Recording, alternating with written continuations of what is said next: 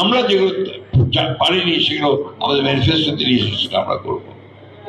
আমি খুব পরিষ্কারভাবে বলতে চাই আমরা নির্বাচন করব, নির্বাচন করতে চাই এবং আমরা 2026 সালের যে ফেব্রুয়ারি মাসে অন্তর্বর্তীকালীন সরকারের প্রধান উপদেষ্টা যে ঘোষণা দিয়েছেন সেই ঘোষণার সঙ্গে একমত হয়ে আমরা নির্বাচন চাই।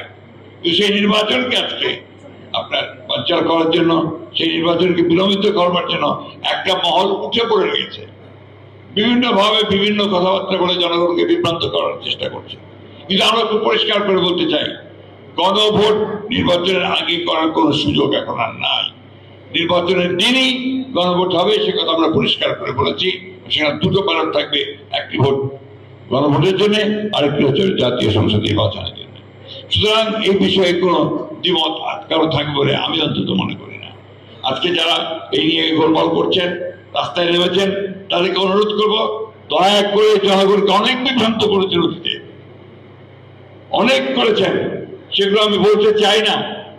একসময় আপনারা এই দেশের সকল মানুষের চাহিদা ছিল পাকিস্তান স্বাধীন করে, আপনারা সেটার বিরোধিতা করেছেন। 1971 সালে মুক্তিযুদ্ধের বিরোধিতা করেছেন। আজকে দয়া করে জনগণ যে নির্বাচন চায় সেই নির্বাচনের বিরোধিতা করবেন না।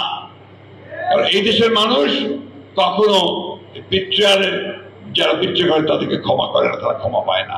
সুতরাং ওখান থেকে সরে আসুন, নির্বাচন করুন, নির্বাচনের মধ্য দিয়ে জনগণের মতামত প্রতিষ্ঠিত হোক, এটাই আমরা সকলে চাই।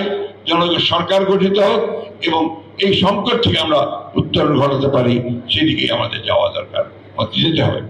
আমরা অবশ্যই আমাদের মিত্রদেরকে নিয়ে, যাদের সঙ্গে আমরা দীর্ঘ 15 বছর লড়াই করেছি, একসাথে কাজ করেছি, তাদেরকে সঙ্গে নিয়েই আমরা সরকার গঠন করতে চাই। এবং খুব পরিষ্কার কথা আমরা বলেছি, আমরা জাতীয় সরকার গঠন করতে চাই নির্বাচনের পর।